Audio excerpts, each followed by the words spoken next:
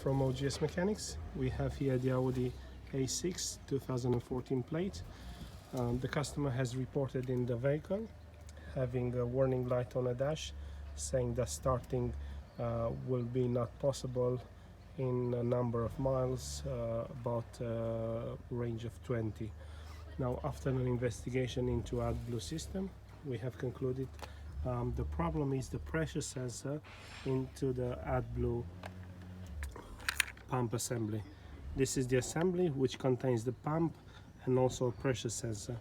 It looks like an electrical internal failure, and this assembly needs to be replaced. Thanks for watching.